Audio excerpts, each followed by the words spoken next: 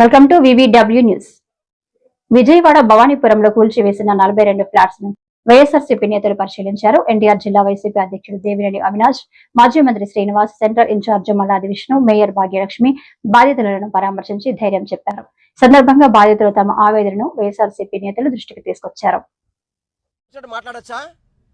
అది కూడా పోలీసులు అడ్డం పెట్టుకొని, పోలీసులు పక్కనే పెట్టుకొని ఈ విధంగా అరాచకాలు చేస్తుంటే అసలు ఎక్కడ జరుగుతుంది పరిపాలన? దుర్మార్గ పరిపాలన జరుగుతుంది ఆంధ్ర రాష్ట్రంలో. కూటమి ప్రభుత్వం అని చెప్పని ఈ రాష్ట్రంలో దుర్మార్గ పరిపాలన జరుగుతుంది. రాష్ట్రంలో దాదాపు 20 ఏళ్ళు 25 ఏళ్ళ నుంచి ఇక్కడ నివసిస్తుంటే కనీసం ఒక ఎంపీ వచ్చి చూశాడు? ఇక్కడికి స్థానిక ఎమ్మెల్యే వచ్చాడా? ఎవరైనా వచ్చి పరిశీలించారా? ఎవరైనా కానీ పరిశీలించకుండా వీళ్ళ మీద దొంగ కేసులు పెట్టడం, వీళ్ళ ఆస్తులు పోయని చెప్పి ఏడుస్తుంటే సంతోషపడతాం. ఏంటండి ఇది? సమంజసమే ఇది?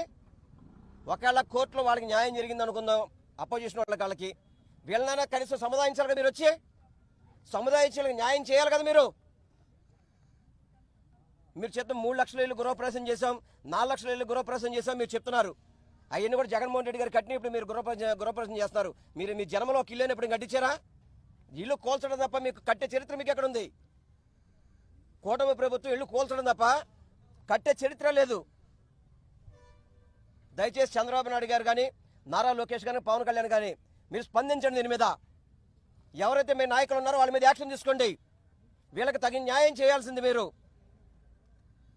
చేయకపోతే తప్పకుండా వీళ్ళతో పాటు వైఎస్ఆర్ కాంగ్రెస్ పార్టీ నాయకులు మాజీ ముఖ్యమంత్రి జగన్మోహన్ రెడ్డి గారు కూడా ఈరోజు మాట్లాడారు ఈ విషయంలో.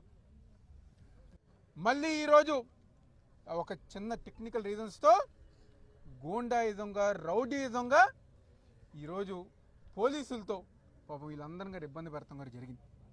వాళ్ళు చెప్తున్నారు, నారా లోకేష్ దగ్గరికి వెళ్ళాము, జనసేన పార్టీ ఆఫీస్కి వెళ్ళాము, అక్కడ ఉన్న వాళ్ళని కలిసాము, మా బాధంతో గారు చెప్పుకున్నాము.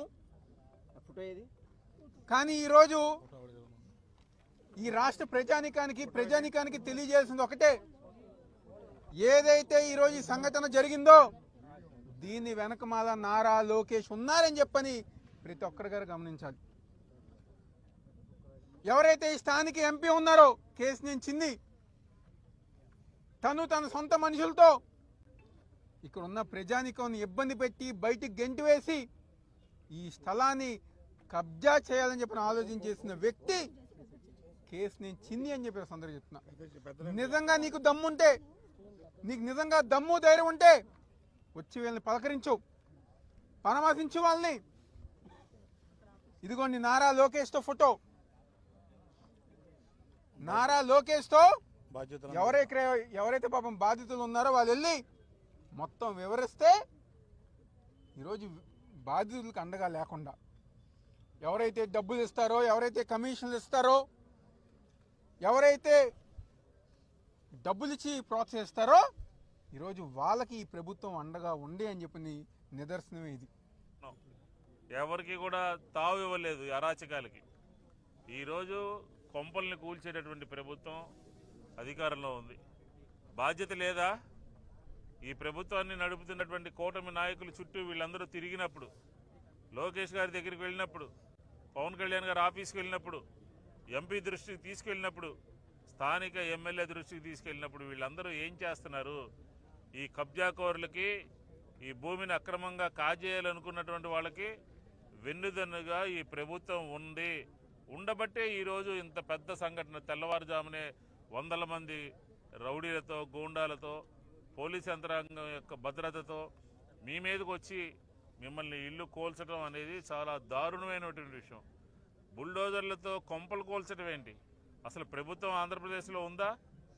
ఇల్లు లేక రోడ్ల మీద అద్దె కొంపల్లో ఉన్నటువంటి వాళ్ళ సంఖ్య లక్షల్లో ఉంటే ఎక్కడో చోట ఇల్లు కట్టుకుని లోన్లు తీసుకుని వాళ్ళ జీవనం వాళ్ళు గడుపుతున్నటువంటి పేద ప్రజల పట్ల ఈ ప్రభుత్వం కర్కశంగా వ్యవహరిస్తూ ఉంది. ఈ ప్రభుత్వానికి సమాచారం ఉండదా? ఈ ప్రభుత్వానికి ఇంటెలిజెన్స్ ఉండదా? కలిసి వెళితే రెవెన్యూ మినిస్టర్కి పంపితే రెవెన్యూ మినిస్టర్ ఏం చేస్తా ఉన్నాడు? కోర్టులను అడ్డం పెట్టుకుని ల్యాండ్ని కాజేయాలని చెప్తే ప్రభుత్వం ఆగమేఘాల మీద. ప్రభుత్వంకు ఉన్నటువంటి రైటు ఎవరికి కూడా. అమ్మినోళ్ళు బానే ఉన్నారు, ఈరోజు మేము కోర్టులో గెలుచుకున్నాము అన్నోళ్ళు బానే ఉన్నారు. మరి వీళ్ళ పరిస్థితి ఏంటి? వీళ్ళకి ఎవరు న్యాయం చేస్తారు? ఇంత అన్యాయం చేస్తున్నారా? ఇంత దారుణమైన పరిస్థితులను నెలకొల్పుతుంటే, ఒక సిటీలో ఇలాంటి దారుణమైన పరిస్థితులను నెలకొల్పుతుంటే అసలు నిమ్మకు నీరెత్తినట్టు ఊరుకుంటుందే ఈ కూటమి నాయకులు. ఎంత దారుణమైన పరిస్థితి!